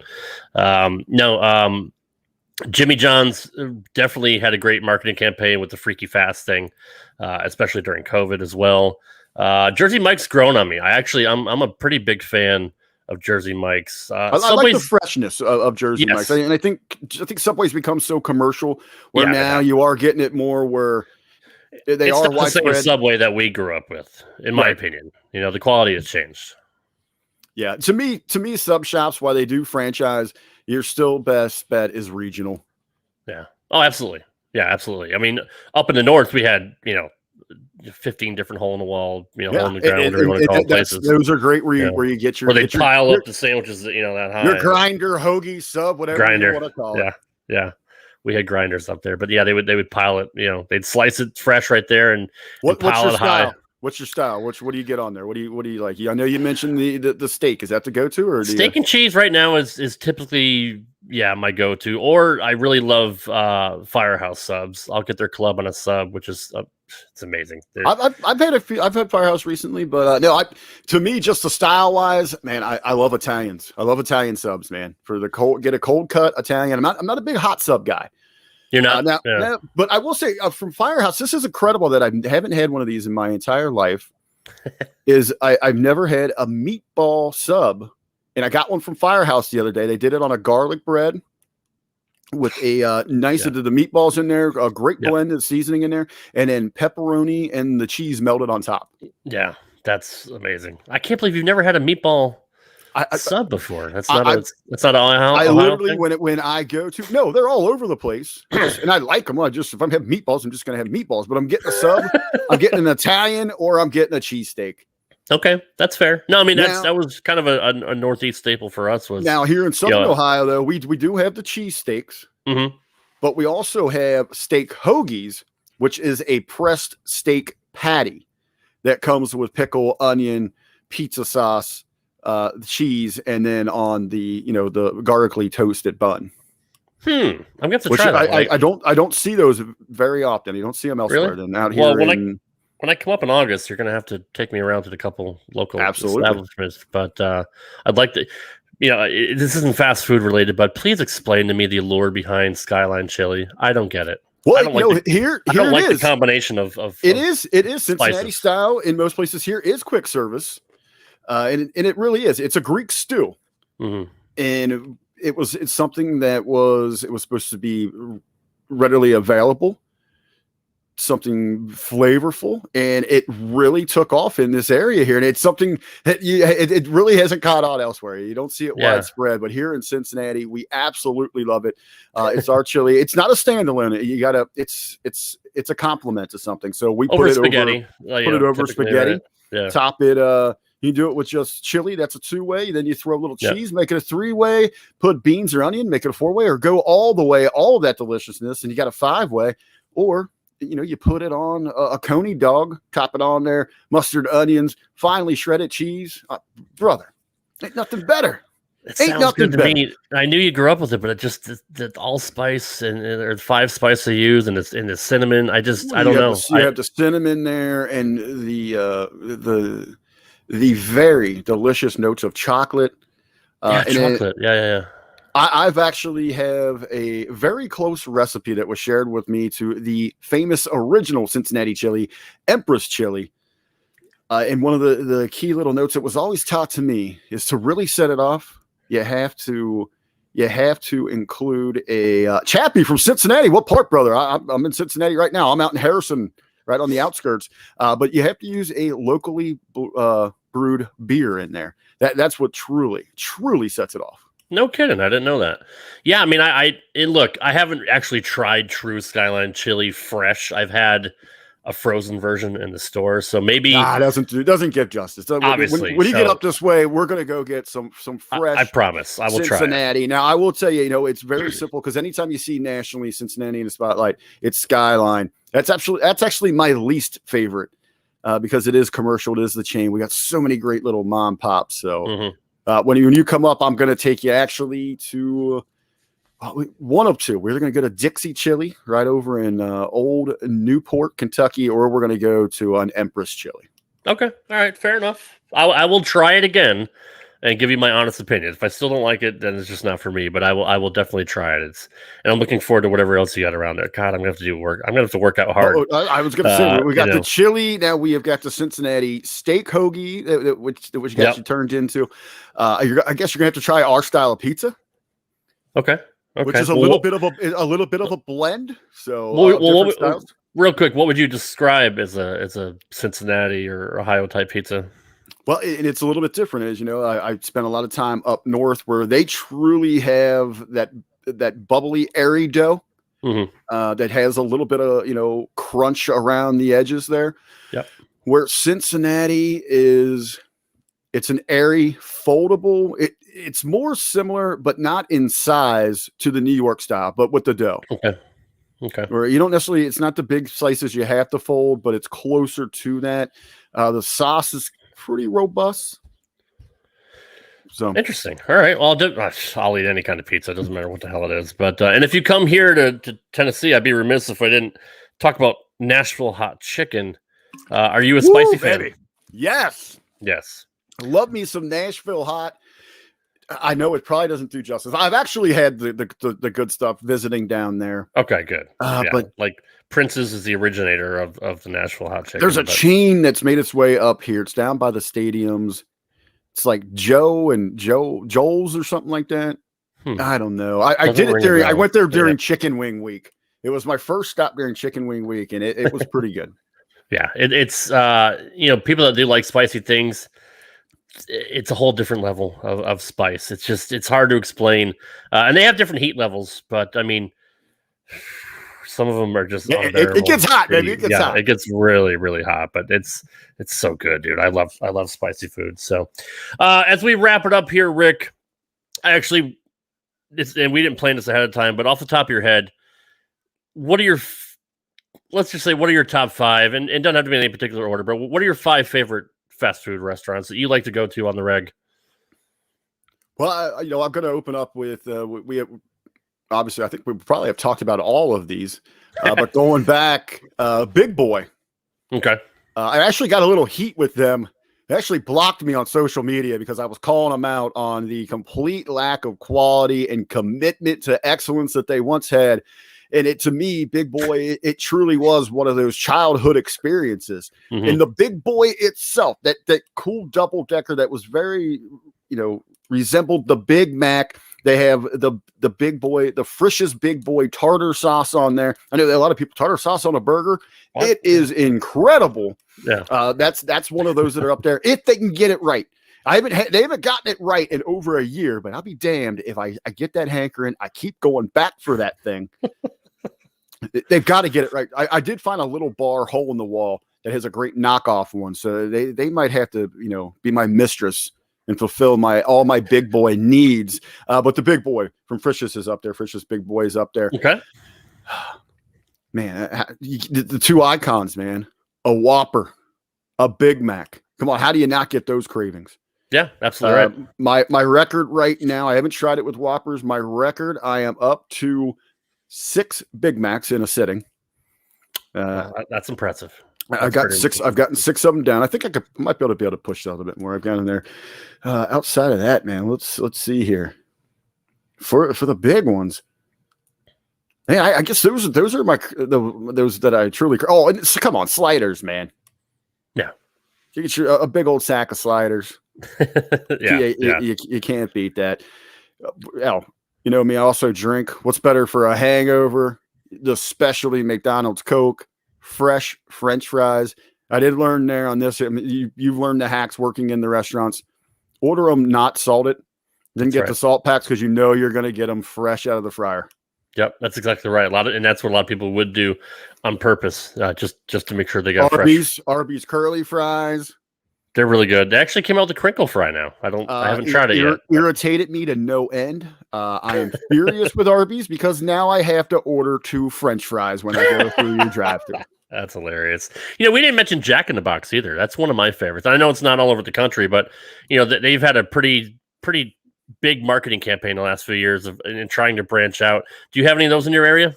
There was one in the area. I've had it a handful of times in my life, and I've always enjoyed it. Yeah, no, they're really, really good. I like them. Arby's is always a staple to me. And we mentioned Roy Rogers. We didn't mention them, but that was another. We talked about them a little, man. The R&R burger. Come on, baby. And their roast beef was fantastic. And they had tremendous fried chicken as well. Yes, they did. Really good fried chicken. But they would actually bake their roast in-house, and it was much, much better quality than Arby's. But unfortunately, they never really got a nationwide appeal. They're still left up in the Northeast. But man, it was just investors. Yeah. They never got that big boom, and then because around here they were affiliated with the Frisch's I was talking about, and they kind of got eliminated there. Yeah, that's one of those that you talk about childhood memories. Man, Roy Rogers was great. I don't know if you ever heard of these Zantigos. They were competitor with Taco Bell. No, I haven't.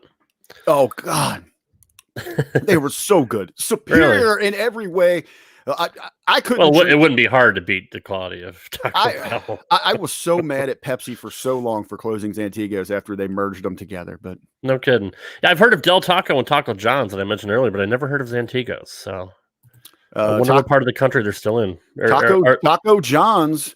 Jargo and I did a segment conversation on this. They were the first, and I believe they own the rights, the trademark to Taco Tuesday.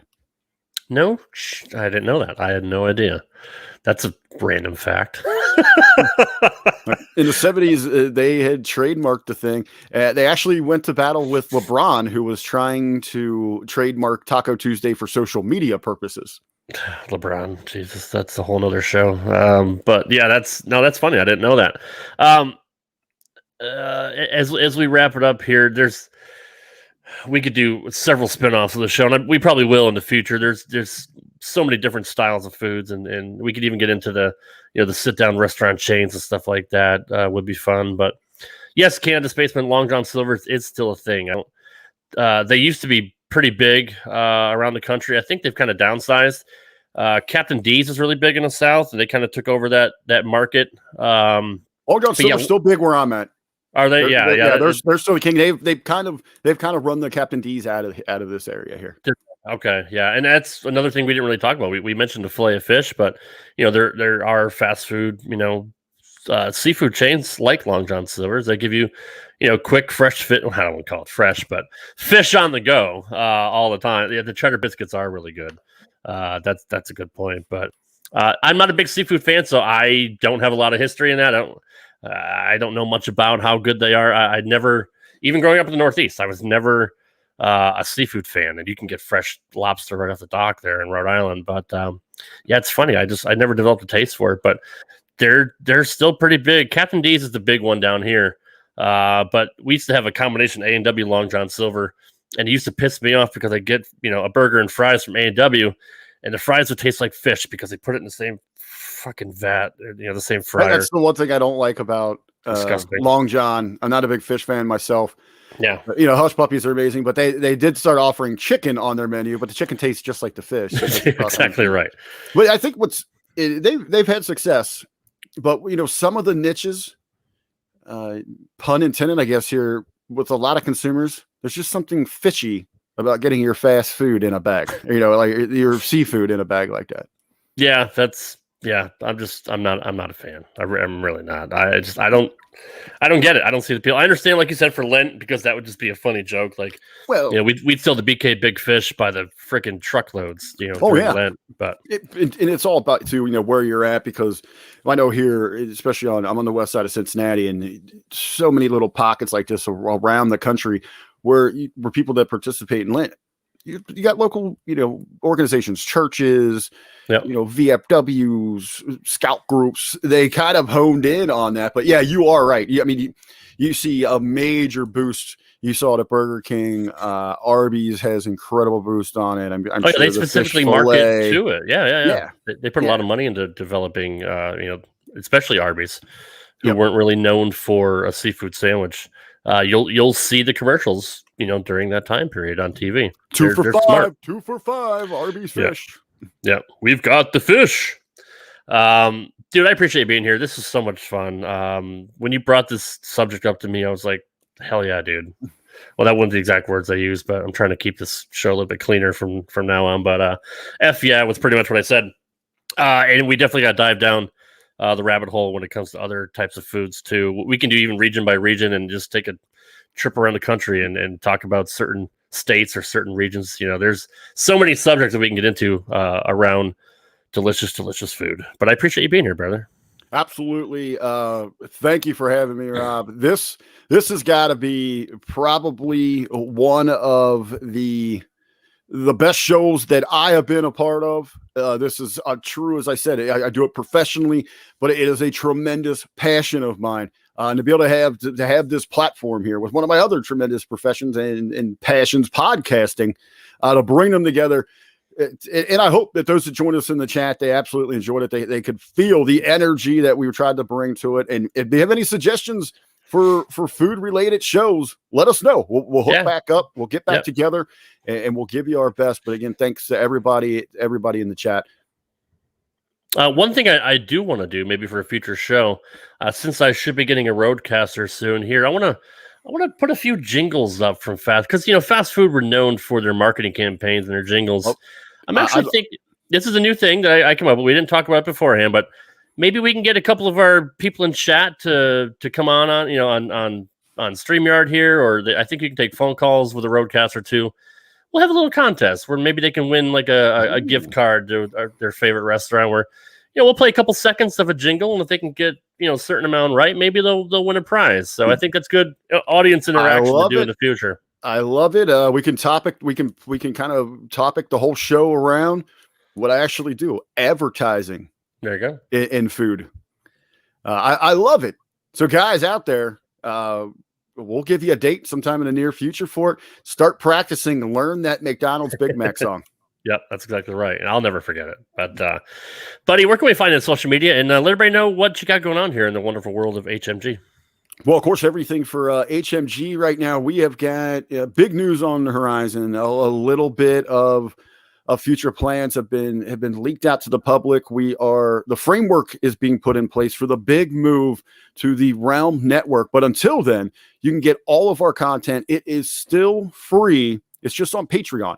I know when people hear that Patreon word, they think that means payment, but no, there's a free option. So you can get your locker rooms, your review shows, all that incredible content from the wrestling side that you've come to expect from the Hamin Media Group. That is available. Patreon.com/the Hamin Media Group. Then for shows, that Rob's affiliated with, for Suck My Balls, the South Park review, for I think they still got Star Wars over there. I know we've got Star Trek. We've got so many spinoffs. We got the Right Opinion. Jargo and I will be coming back here with the Hitting the Marks podcast. That's still on Podbeam for the time being before the big move. So that's on podbeam.com/Hamin Media Group. Again, across all social media, you'll get those links. You got polls, conversation pieces, promotion for our great brand management partners, Stevie Ray TV, the beautiful people, the A Show with April Hunter, Aaron Stevens, Rip Rogers, the 2-man power trip, Goldilocks, Big Vito brand. I think I got them all. I absolutely apologize if I've missed anybody there, but we have so much incredible content, arguably, you say not arguably the fastest growing, but arguably the best source across the board for original entertaining program, podcasting, video, whatever's going to be, the Hamin Media Group. Again, across all social media, Hamin Media Group. Or hey, just keep up with me, the RBV, across all social media at The Real RBV. That's exactly right, man. And we got some huge things that are coming up, stuff that we have planned in the works, crazy freaking ideas that we have of branching out to the comedy world and trying to get in different genres and you name it, it's wide open now with this merger that's coming up here. It's just like being kids in a candy store, you know what I mean? Just having a whole new outlet for our creative ideas it's fantastic. I can't wait to see what kind of ideas we come up with as a team here in the future. It's going to be a pretty big year for us. And don't forget all the big shows that we have. Obviously, Rip Rogers show. We have the A Show with Aaron Stevens and April Hunter. We have The Beautiful People with Velvet Sky and Angelina Love. What am I missing here? You got Big Vito, Stevie Ray TV, the two-man power trip. It's around and around. Yeah, and we have some of the most talented people in the business. But I'm still learning every day. Listening to the Monday Locker Room this week was fantastic to learn kind of the ins and outs of what you dealt with in your first your event that you promoted for wrestling, and then listen to Ben give his thoughts about here's what you do in this situation, and breaking down storylines and psychology. What a fascinating show. If you guys didn't check out the Monday Locker Room this past Monday, definitely check that out. It's great every week, but that was one of my favorite shows that you guys have done here recently. I got to say, this has probably been, I've been at this podcasting stuff, 4 or 5 years now. And this week has probably been the absolute highlight. The best shows that I have done. Heck, I'm hoping to maybe pick up a show or two before the week is out. It's only Wednesday, Monday sitting down with Ben. You said, simply the conversation was incredible. Amazing. Always be able to sit under the learning tree of all the pros that we have, but to sit and have that one-on-one conversation with Ben about the experiences, as you said, crossing that line, that threshold from, podcaster, journalist to promoter was scary. It was thrilling. It was everything in between. And to have Ben to be able to share and get feedback immediately from him was incredible. Then it just dropped yesterday as it's been a huge hit series. With our partner Jargo and I are partners with Paz of the two-man power trip. It's a Who Is. We started off Who Is WrestleMania. Well, we sat down and had a great conversation, which is out right now, on who is the best technical wrestler in the history of professional wrestling. And a lot of people, you hear those who is this, who is that, you go with that immediately gun from the hip shooting with your answer. We deep dive. We're bringing in facts and stats, and we have great conversation. And then right here, to have this conversation celebrating 100 years of fast food in America, to dive into all aspects of it. I gotta say, this has been the best week of podcasting in my life. Well, that's awesome, dude. That's really cool to hear. It was really cool to hear Ben say that he was proud of you, for what you accomplished last weekend. I mean, that's high praise. A lot of people might not know who Ben is, but you want to talk about a super, super smart guy that knows everything that, could possibly know about psychology and improv and comedy and wrestling. It just, he's a genius, in my opinion. I mean, he really is. And we have so many more people like Stevie Richards and Great God Papadon and Silvio and all of them, and Big Sal. I mean, everybody. Strangler Steve, yeah, everybody. Well, I couldn't pull off my show. The number one move, one move that we made from day one was to bring on board, to reach out and contact Ted McNair, the Beast. Yeah. I mean, he breathes professional wrestling. No way in hell is our show anywhere near its success without Man Beast. Yeah. And if anybody out there, you want to actually meet Ben Hamin, go hang out at your local mall. There's a chance he'll show up. That's right. Yeah, that's exactly right. That's awesome. You might get heat for that one, but that's fine. You'll take it, I'm sure. I've always busted his chops on that damn mall. He mentions it all the time. He does. I mean, we bust each other's balls here all the time in our group chat. But Monday Morning Monologue. You can't beat that for the Man Beast. I mean, he's so good. He really is. Mallrats is probably Ben's favorite movie in Canada Spaceman. That's hilarious. But you guys can follow me on Twitter at Rad Rob Gaming. If you're into video gaming, I'm also on Twitch every Tuesday and Saturday night, 6 p.m. Central. I stream mostly Super Mario games. Right now I'm in Super Mario Maker 2, which is fun. So that's twitch.tv/Rad Rob Gaming. I also have a gaming YouTube channel called Rad Rob Gaming, where I got like 700 videos on there. There's plenty of this shit for you to watch on there. I put a lot of time and effort into that stuff, so definitely check that out as well. You can check out my other podcast, RTW Main Event. It's kind of my comedy / variety show where our tagline is "We barely talk wrestling," because it's kind of hard to talk about the current product nowadays. Who wants to do that right now? Yeah, exactly right. So it's just kind of a bullshit show that we do, but it's pretty funny. That's with me and the Ocho from the Brothers Grappler, who can also be found with Vince Russo on Bromance every Sunday night as well. So that's another quality show that we're merging with the brand. That's all I got. I don't really need to I don't need to get my shit in. Guys in the chat, I appreciate y'all being here. Jerome, Chappie, Candace Spaceman, who Gam was in here. Who else we had? We had Bobo. Bobo made a cameo. Sonic, everybody, guys. I want to encourage them. Thanks we love for it. The participation. We love it. Yeah, absolutely. Hey, when we get this posted, help us spread the word. This was one of my favorite podcasts. I love to spit off into something as we talk about what the other genres we're getting into. Where I'm bringing you food related stuff each and every week. Yep, that's exactly. I love seeing #RBV Fitness, which kind of threw me for a loop. I'm like, wait a minute, he's posting giant cheesesteaks and it's supposed to be about fitness. Well, it all spun off as a spoof on Stevie Richards' fitness. That's kind of what I figured. I'm sure. Has Stevie given you shit about that or? No, we never had the conversation. I had some kind of conversation. I didn't ask. I didn't go to him like he did to Shawn Michaels for permission on the super kick. So right. So I might get busted. But I'm gonna let you get us out of here. I'm gonna finish this White Castle. I'd rather be in your position. But guys, we appreciate you being here, especially everybody in the chat. We love the interaction. We're gonna do more of this in the future. We're gonna be streaming live on Hamin Media Group every Wednesday night at 7 p.m. Central, 8 p.m. Eastern, 5 p.m. Pacific. With the various topics. Next week, we have, who do we have next week? Oh, I got John Enright coming in. We're going to be talking about Top Gun Then and Now with the new release of the new Top Gun 2 coming out here shortly in June. We're going to be talking about Top Gun. Hey, I let you guys pick the topic. That's what John wanted to talk about, so that's what we're going to do. I didn't know there was a new Top Gun. Yeah. It was supposed to come out last year, but COVID mess up the plans on that. So yeah, there's Top Gun 2 coming out. I do have a request as we continue to drag this out. If you're going to talk Top Gun and you are a gamer, next week, can you talk about if you've ever landed that damn plane on that aircraft carrier? Not once. No, fuck no, not once. I have not. Even still to this day, as a 45-year-old, almost 45. One of the most frustrating things in video game history is that damn plane on that aircraft carrier. Yeah, no, you're absolutely right. So we're gonna be talking about that. I got JB coming up in a couple of weeks. Javed's gonna be coming on. He's gonna pick the subject. He hasn't picked it yet, but people love the new format here. We're not pigeonholed to retro wrestling anymore. We're doing retro everything, and since we've changed it, I'm booking the next month worth of shows. So people love the nostalgia and the retro stuff. So I'm completely glad that we decided to go in this direction. But yeah, we got some good shows coming up for you guys. So. And along with all the other shows we have here in HMG, this will drop in a podcast form and audio form on Sunday on the affiliate feed, the Hamin Media Group feed. And I think I think I'm going to give it to Ben to put up on Patreon. I keep forgetting to do it, but I do need to do that. But yeah, we appreciate you guys being here on YouTube and everybody listening. Whenever this comes out, we appreciate all your support as well. We'll see you next week.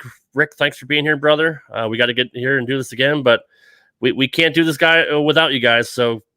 Like Rick said, get the word out, tweet it, put it on Facebook. We'll put it in all the discussion groups. Make sure you like and comment to help all of our shows really to get through the algorithms and try to, get up the charts, especially iTunes. Leave us a 5-star review on any of our shows that you could find. It really helps out the brands. So we appreciate all your support. So until then, guys, I hope you enjoyed this show.